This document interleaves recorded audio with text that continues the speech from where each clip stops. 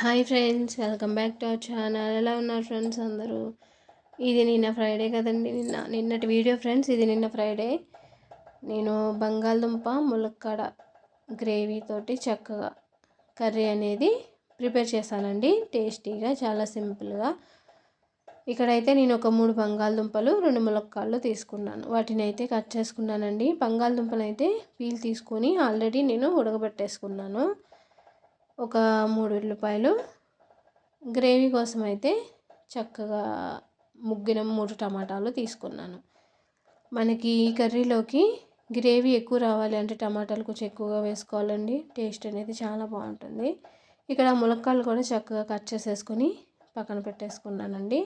బంగాళదుంపలు అయితే ఒక 3 బంగాళదుంపలు తీసుకున్నాను.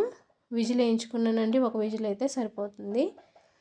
కర్రీ ప్రాసెస్ అనేది చూద్దాం మనం. ఇక్కడ ఆయిల్ కొంచెం వేడైన తర్వాత మనం దీంట్లోనూ ఉల్లిపాయ, పచ్చిమిర్చి వేసాను. అవి కొంచెం మనకి ఫ్రై అవ్వాలండి. మనకి కొంచెం గోల్డ్ కలర్లో వచ్చేదాకా ఈ ఉల్లిపాయలు అనేది మనం ఫ్రై చేసుకోవాలి. అంటే ఉల్లిపాయలు బాగా ఫ్రై అవుతేనే మనకి కర్రీ అనేది బాగుంటుంది. కాబట్టి ఇక్కడ ఉల్లిపాయలు అనేది మనకి మంచి గోల్డ్ కలర్లో వచ్చేదాకా ఫ్రై చేసుకోవాలి. ఆ తర్వాత నేను దీంట్లో ఒక స్పూను సాల్టు, ఒక స్పూను పసుపు వేసానండి. ఉల్లిపాయలు అనేది చాలా తొందరగా మగ్గటం కోసం నేనైతే ముందే ఉప్పు, పసుపు అనేది యాడ్ చేశాను. మనమైతే ఒక్కసారి మూత పెట్టేసుకోవాలి ఫ్రెండ్స్. మనం ఒక్కసారి మూత పెట్టేసుకున్న తర్వాత మళ్ళీ ఉల్లిపాయలను ఒకసారి కలుపుకొని తర్వాత మనం ఇక్కడ నేను వెల్లుల్లిపాయ, జీలకర్ర దంచుకొని వేసుకున్నాను. కావాలంటే మీరు అల్లం కూడా వేసుకోవచ్చు. నేనైతే ఓన్లీ జీలకర్ర, వెల్లుల్లిపాయ మాత్రమే దంచుకొని వేసుకున్నానండి. అది కొంచెం పచ్చివాసన పోయేదాకా మనం ఫ్రై చేసుకోవాలి. ఈ ఆయిల్ అనేది మనకి కింద అడగట్టకుండా మనం ఫ్రై చేసుకోవాలండి. ఇక్కడ ఉల్లిపాయ అనేది మనకి మంచి కలర్లో ఫ్రై అయ్యింది. మనకి ఇలా ఫ్రై అయితే ఆనియన్స్ సరిపోతుంది, ఇంకా మరి ఎక్కువ అవసరం లేదండి. ఆ తర్వాత మనం దీంట్లో కట్ చేసుకున్న టమాటాలు ఒక 4 అయితే తీసుకున్నానండి నేను. టమాటాలు చిన్న సైజు, ఎందుకంటే మనకి ములక్కాడ బంగాళదుంపలోకి టమాటా ఎక్కువగా తీసుకుంటే కర్రీ అనేది టేస్ట్ చాలా బాగుంటుందండి. మనకి గ్రేవీ కూడా చాలా బాగా వస్తుంది. ఇక్కడ టమాటా మగ్గిన తర్వాత ఆయిల్ అనేది కొంచెం పైకి ఇలా సపరేట్ అయ్యింది, చూసారండి. అంటే మనకి టమాటా అనేది చక్కగా మగ్గింది. ఇలా సరిపోతుంది.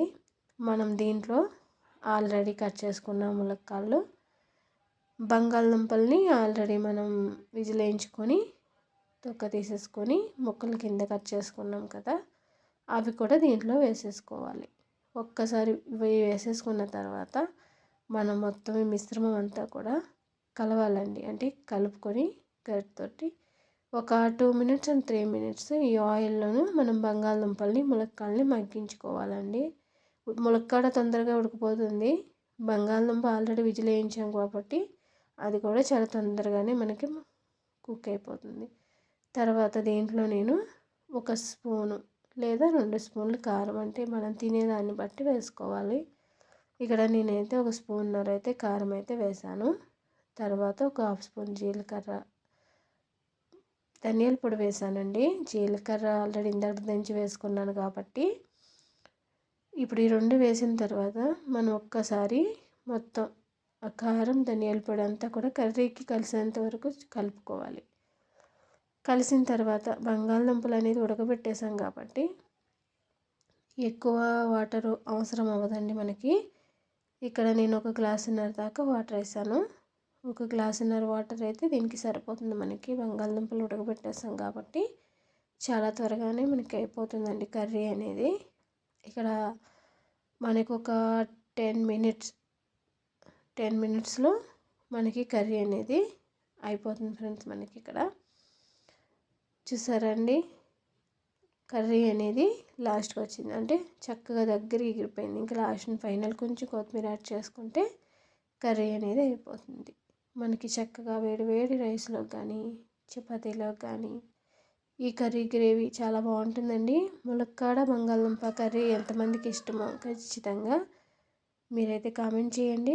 నేను చేసిన ఈ ములక్కాడ బంగాళదుంప గ్రేవీ కర్రీ అయితే ఎలా వచ్చిందో కామెంట్ చేయండి, లైక్ చేయండి, షేర్ చేయండి. మన ఛానల్ని అయితే సపోర్ట్ చేయండి, సబ్స్క్రైబ్ చేసుకోండి.